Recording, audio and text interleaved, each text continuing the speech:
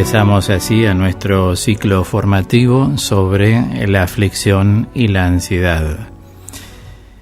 Hemos estado tratando el domingo pasado la posibilidad de abrir los ojos y ver que Dios quiere que uno disfrute la vida, sabiendo que uno es co-hacedor de la vida.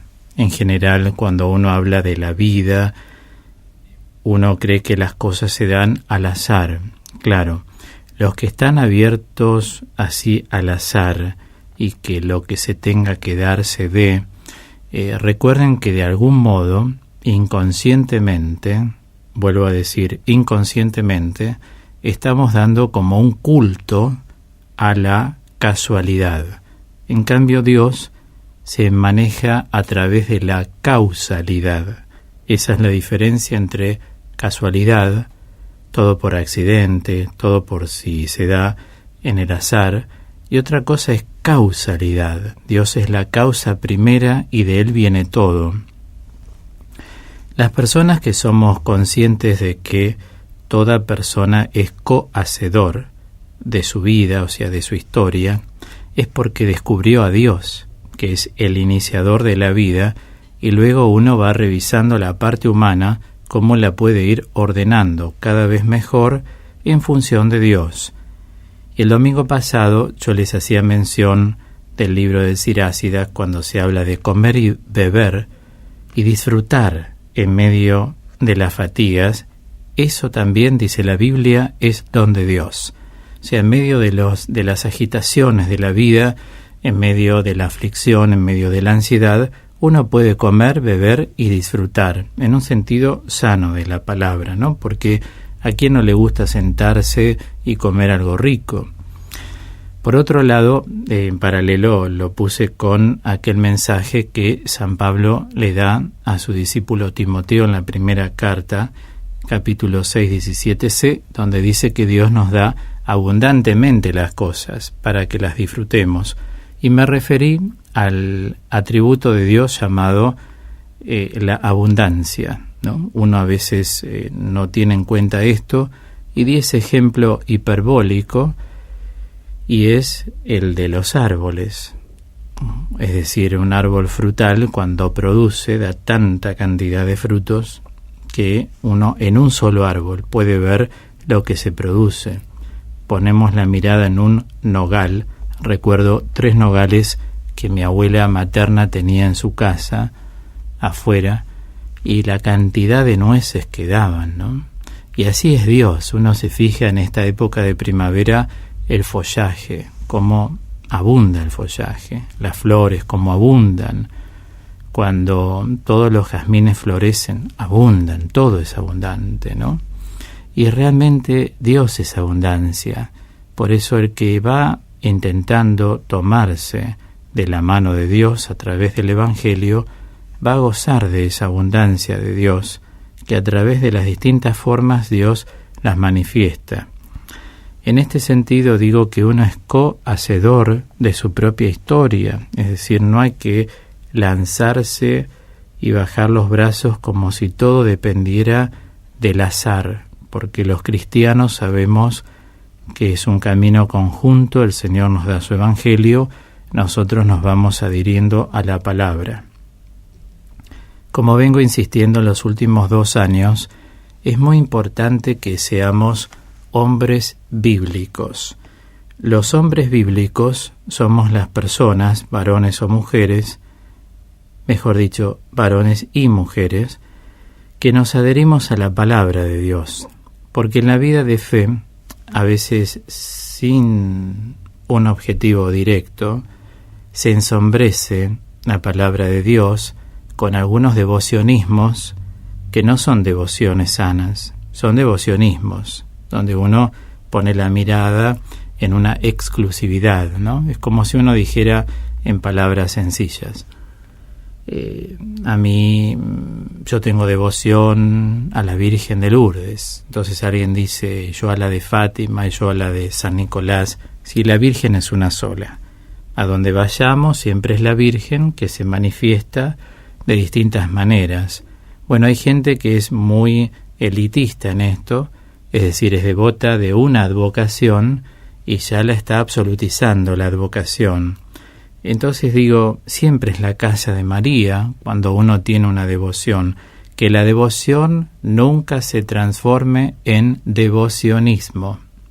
Hay mucha gente que utiliza la mente de canje, es decir, si el santo me da, yo sigo yendo, si no me da, no sigo yendo. Entonces uno, claro, va a buscar algo, no busca al santo, en ese caso como intercesor. Y lo mismo podemos llegar a decir en relación al Señor Jesús. Hay gente que busca cosas de Dios, pero no busca el mismo Dios. Entonces vemos como los devocionismos, como todo ismo, es patológico, es un extremo que no hace bien, no le hace bien a la persona. Entonces uno, cuando es hombre bíblico, se adhiere bien a lo que dice la palabra de Dios. Si la palabra acá, en el contexto en que estamos trabajando nuestro ciclo de la ansiedad y la aflicción, está detenida en poder disfrutar de la vida, sabiendo que Dios es divina providencia, pero hay que servirlo a Dios. Por eso, si uno en verdad no capta que es servidor de Cristo, es allí donde uno tiene que reflexionar simplemente y ver de qué manera puede ser servidor de Cristo. Porque nosotros entablamos con el Señor una relación que, si bien es de una alianza nueva y eterna, siempre Él es el Señor y nosotros somos sus hijos, ¿no? Sus redimidos. Es decir, tratemos de no aguar el sentido teológico de la palabra Kyrios en griego, que significa Señor. Porque a veces sin querer empezamos a hablar de Dios con términos que son a veces populares, pero que no están avalados en la Biblia. Entonces, a veces cuando hablamos de Dios, por ejemplo, yo lo he escuchado, como seguramente muchos de ustedes, en relación a Jesús, el término el flaco, el barbudo, ¿no? Son términos que tienen que desaparecer de nuestro lenguaje, porque el Señor no es ni el flaco, ni es uno más, ni es el barbudo, ¿eh? Entonces la Escritura nunca revela eso. Siempre San Pablo, que es un apasionado de Jesucristo, dice nuestro gran Dios y Salvador, ¿no? Nuestro Dios, el Kyrios, el Señor. Entonces digo, no aguar el sentido semántico de los términos bíblicos que tienen tanta significancia, porque Jesús como Christos, Cristo, tienen un significado bíblico de carácter redentor. O sea, cuando uno habla de en otros términos, tales como los que he mencionado, que les confieso, me cuesta tener que decirlos, pero los digo para que se entienda bien lo que oímos, ¿no? Las personas que se relacionan con un Jesús hecho a su imaginación y no según la revelación, por supuesto van a estar siempre en tropiezos, porque a Jesús hay que conocerlo tal como lo revela la Biblia, lo revela la palabra, lo revelan los 12 apóstoles, o sea, lo que llamamos teológicamente y pastoralmente nuestra tradición apostólica. Jesucristo es Dios. Uno, si llama al Señor el flaco, el barbudo, nunca le va a dar gloria y alabanza, porque uno a un flaco o un barbudo no le da gloria y alabanza. En cambio, cuando uno entiende que Él es nuestro gran Dios y Salvador, ahí uno se anonada, la terminología varía. Por eso, cuando una persona se torna orante, también cambia el modo de hablar. Porque, miren, hay algo que no falla. Cuando una persona está acostumbrada a dialogar con Dios, la persona orante sabe que tiene que experimentar, esté en el colectivo, en el subte, dentro de la iglesia, en su casa o donde esté, tiene que experimentar la carpa de Moisés. Es decir, uno hace un encuentro con Dios en el silencio y a solas. ¿Se acuerdan cuando Moisés sube al monte Sinaí y le pregunta a Dios quién eres? Dios, dije en el programa anterior y el anterior, al previo, yo soy el Shaddai, es decir, yo soy el que es. ¿Con esto qué queremos decir? Respeto para Dios. Cada uno no piense que a Dios se lo coloca en el bolsillo, porque Dios no se deja asir, o sea, tomar, por nadie. Dios es Dios. Dios es algo totalmente distinto de lo que cualquiera en su imaginación fuera de la Escritura puede imaginar. Porque la Escritura es revelación. ¿Revelación qué quiere decir? Apocalipsis. ¿Qué quiere decir Apocalipsis? Entonces, sacar el velo. Y uno hasta que realmente no se saca el velo de los ojos y toma conciencia cierta, conciencia con convicción de quién es Jesucristo el Señor, va a andar jugando con un pseudo Jesucristo que no es el real. Son todos productos de la mente da para todo. Entonces la imaginación también elabora que la persona puede tener un gran vínculo con un Dios imaginario, pero también andan con muchos, como se dice en psicología, ups and downs, ¿no? O sea, muchos altibajos, y la mente necesita una regulación, que es lo que llamamos el equilibrio. ¿Cómo definimos alguna vez el equilibrio? Como la conjunción de fuerzas psíquicas antagónicas. Uno no puede tener tantos ups and downs, es decir, altibajos. La mente humana necesita mantener un cierto equilibrio, que en algunos momentos, debido a ciertas circunstancias, podamos tener algún desnivel. Eso nos lo permitimos, pero volvemos. Eso se llaman reacciones, ¿no? Ahora siempre diferencio el plano reactivo del plano actitudinal. O sea, reactivamente podemos tener una cierta variación frente a ciertas circunstancias y actitudinalmente tener una cordura que es muy necesaria. Entonces, en primer lugar, hoy quiero poner de manifiesto, sepamos bien cuando estamos mirando interiormente a Jesucristo, ante quién estamos. Punto 2. Somos cohacedores de nuestra vida. La felicidad, el gozo, hacia dónde vamos, depende mucho de nosotros. Voy a dar este ejemplo con cariño y caridad, ¿no? Pero es algo que es importante entenderlo. Uno, por la edad que tenemos, yo al tener más de 50 años, lógicamente la visión de la vida varía de cuando uno tiene 30 años. Es distinto por la experiencia de la vida.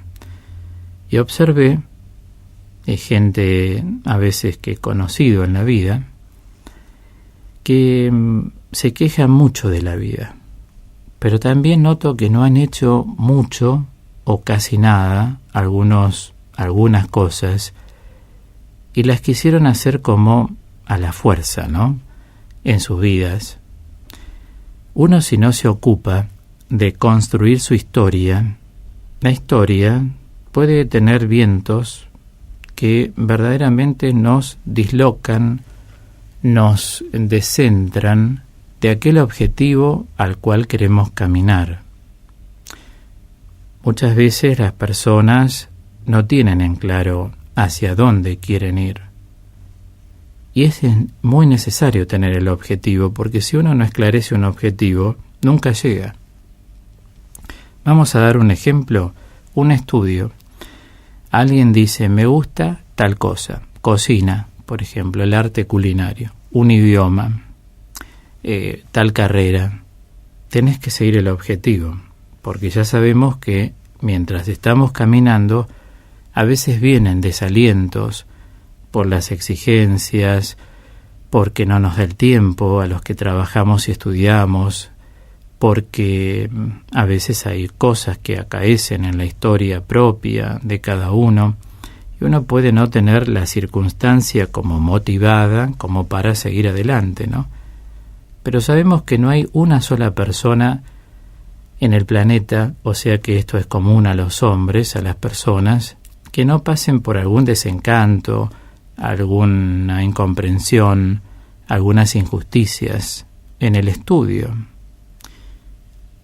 Uno que ha pasado por esto sabe lo que es, ¿no? Entonces siempre hay que poner la mirada hacia el objetivo. ¿Cuál es el objetivo? Quiero terminar tal estudio.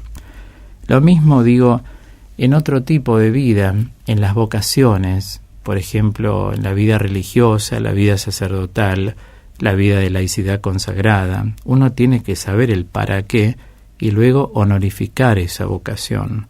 De lo contrario, nunca va a tener experiencia de la vocación que el mismo Cristo nos ha dado a cada uno de nosotros. A medida que pasa el tiempo, entonces, uno nota que hay personas que nunca logran algo porque tampoco construyen lo que quieren y caminan en ese proyecto. Entonces les pasa la vida como en el vaivén de la vida y experimentan mucha frustración. Y las frustraciones realmente no son huéspedes agradables en el psiquismo y en la vida de un ser humano. ¿Por qué? Porque las frustraciones producen mucha insatisfacción interior. Las frustraciones generan agresión. Siempre se enseña en psicología que toda frustración genera agresión.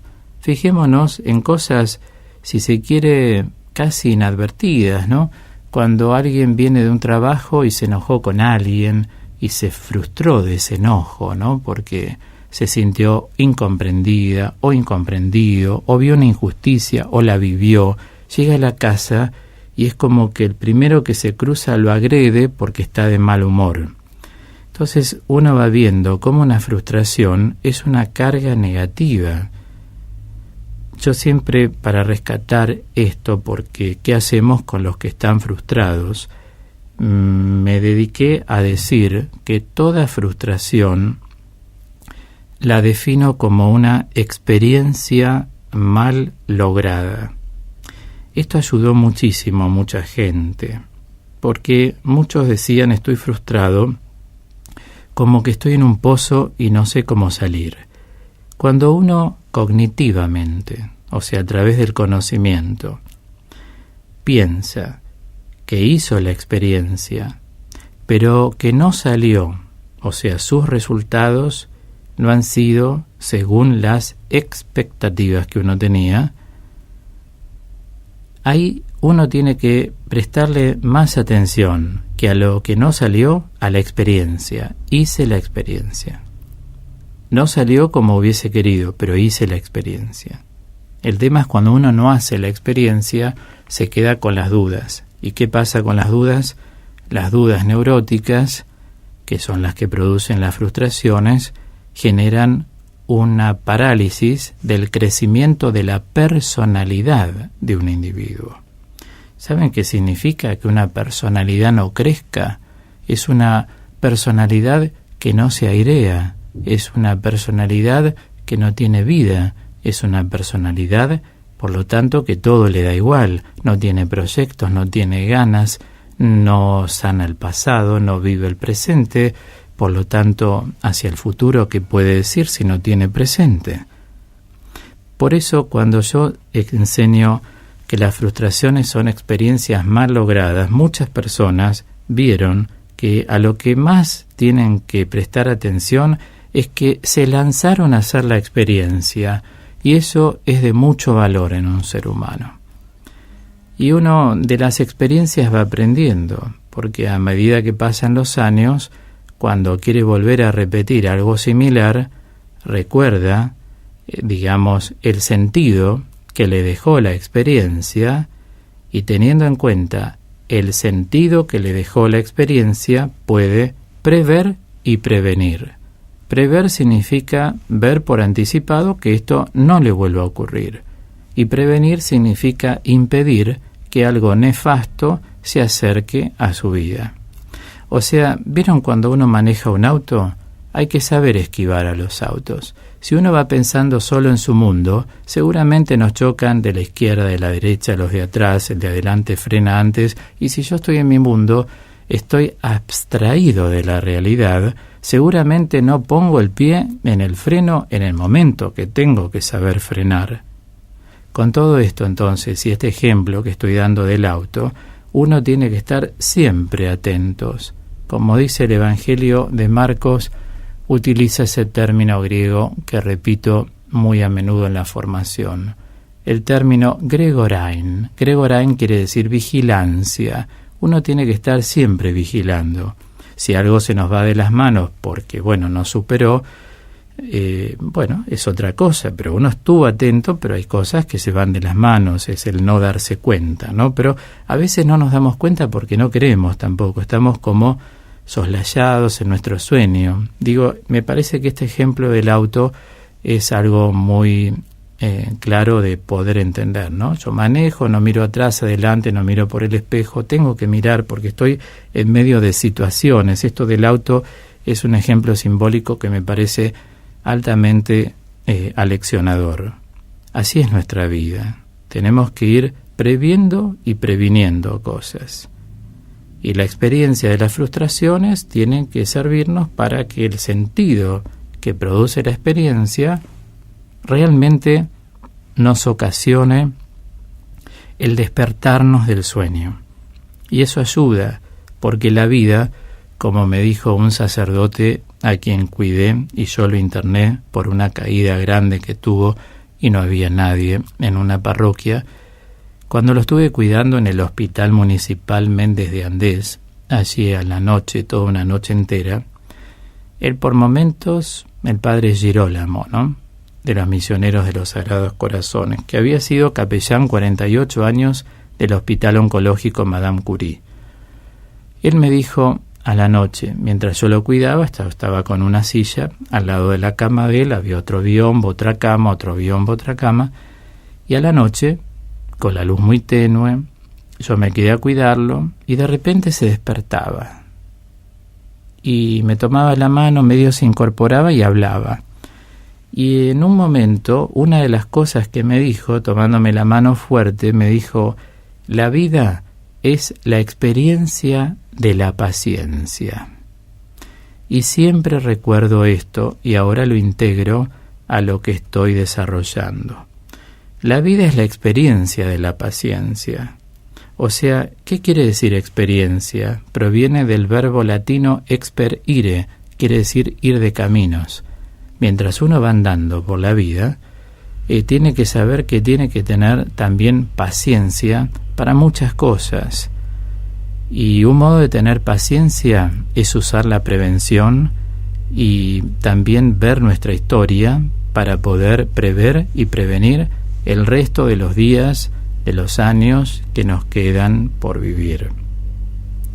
De ese modo empezamos ya a reducir las frustraciones, por lo tanto se reducen los estados de ansiedad, las aflicciones dejan de ser aflicciones, empiezan a tomar otros nombres, a veces el nombre de me voy a disponer para retomar mi vida, quiero darme un tiempo para tal cosa, para un estudio, para una vocación, para intentar cambiar de trabajo, conseguir otra cosa mejor.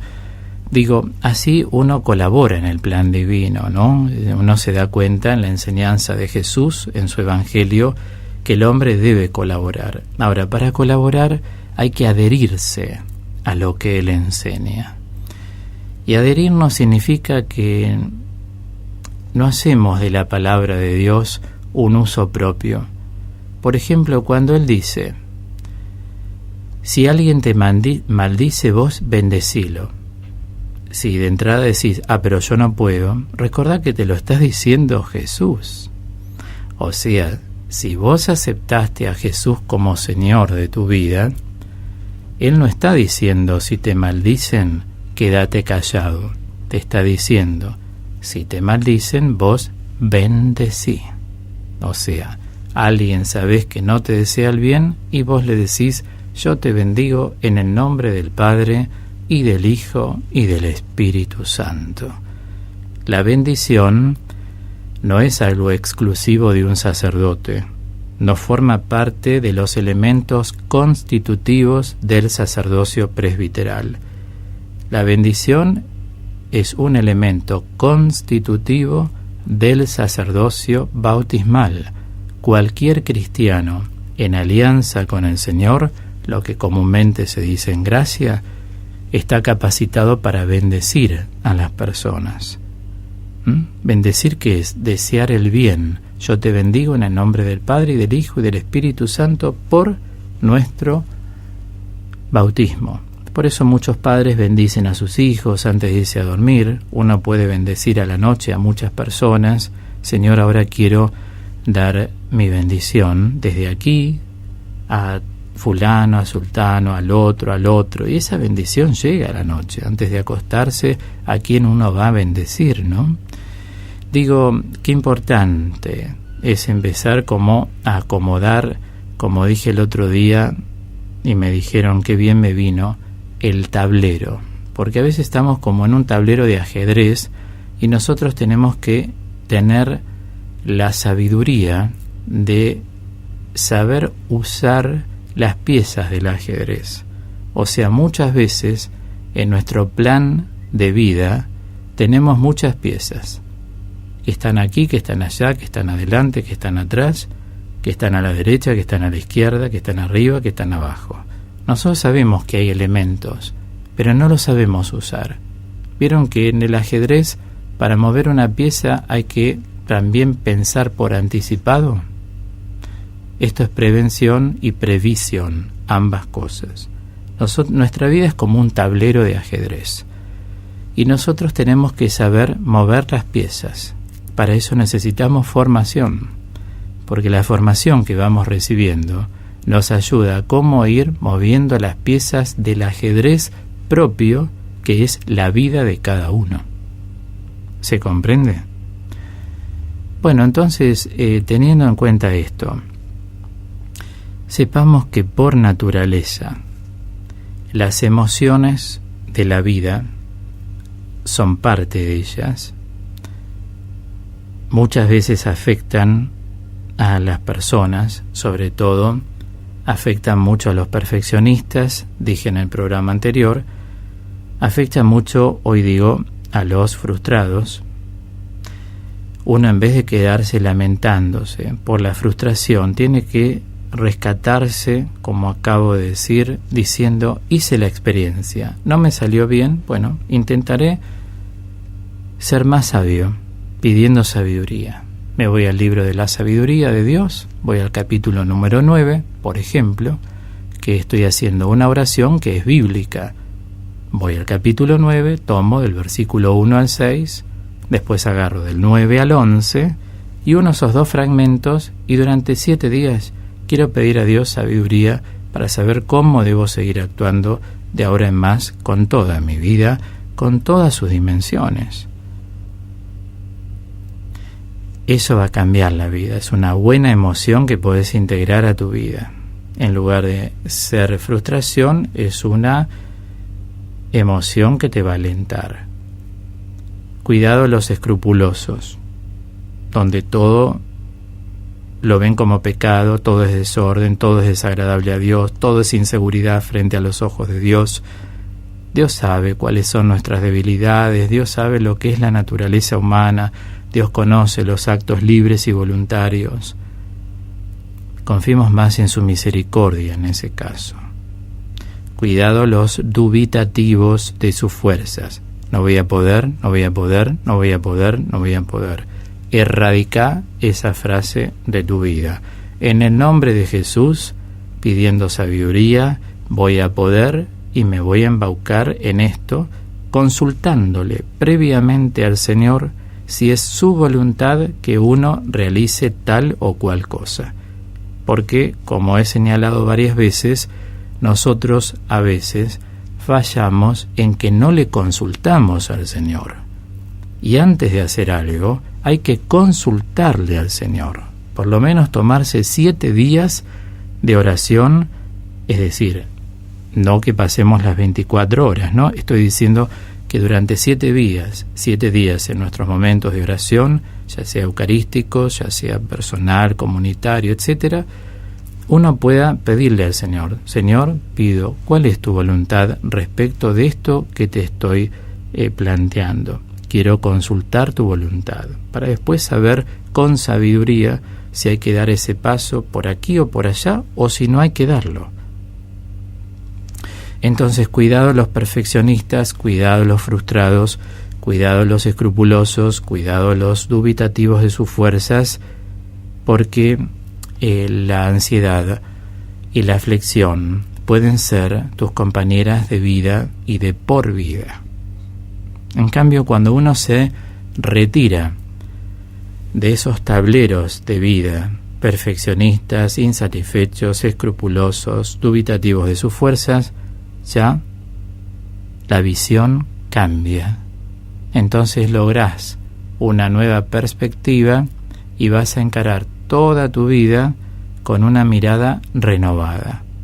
Es necesario, los que tienen esta tendencia a que se retiren de esos campos de juego, no sigan diciendo yo voy a ser perfeccionista, no, retírate un poco, porque Jesús no dijo nunca sean perfeccionistas, menos insatisfechos, menos escrupulosos, menos dubitativos de sus fuerzas.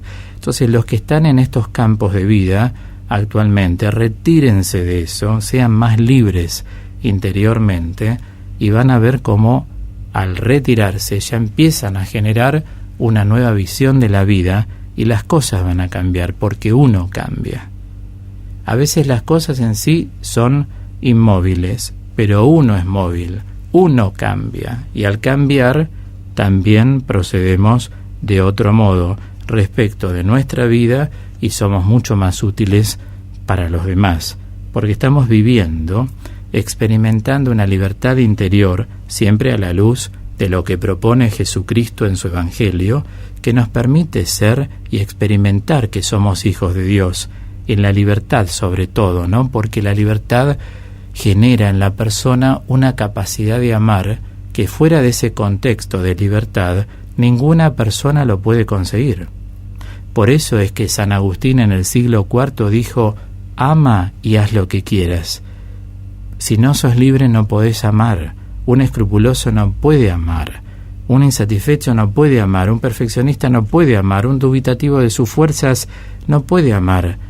Tiene que salir y retirarse, tomar la decisión de no ser más así para experimentar la libertad.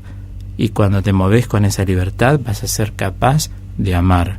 O sea, vas a ser amador y vas a ser amado, porque cuando uno ama, el amor produce una seducción.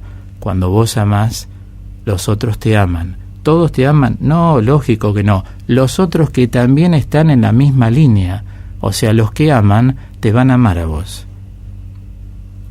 En un retiro, y con esto voy a ir terminando el bloque, yo hice esta advertencia: siempre tengan presente que hay personas que siguen a un Jesús de Nazaret, al Señor, que nosotros no seguimos. O sea, son personas maliciosas, son personas que se meten con la vida de los demás, son personas que critican mal, son personas que difaman. Por más que se llenen la boca de Dios, ellos no siguen a Jesucristo el Señor tal como lo revela la Escritura. Porque una persona que sigue a Jesucristo va a tratar de ser como Cristo, no lo opuesto a Cristo. Así que por más que se llenen la lengua y la boca, como dicen los salmos, de alabanzas y cosas así, puede ser fruto de una gran neurosis, que no solamente es neurosis, sino que adquiere otras formas patológicas. El mejor ejemplo, ¿cuál es? Ser imagen de Cristo, ¿no es cierto? Ese es el mejor ejemplo, imitar a Cristo en las actitudes. El Señor nunca acusó, el Señor excusó a la gente, y el ejemplo más evidente, ¿cuál es? Su sacrificio en la cruz.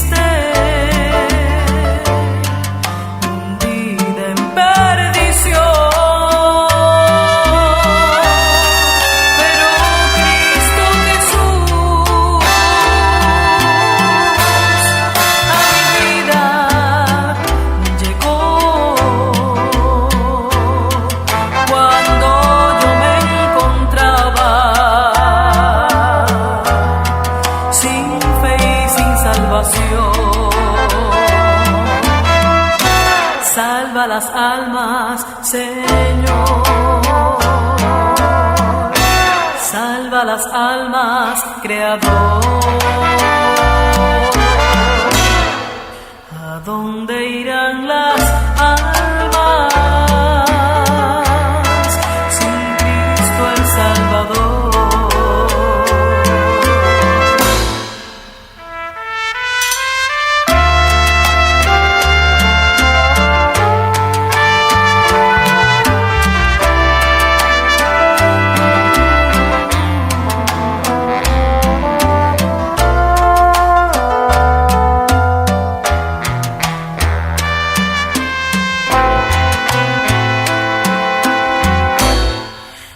Tengo que decirte, pecador, que mi Cristo te ama mucho como a mí, y que su vida y su sangre derramó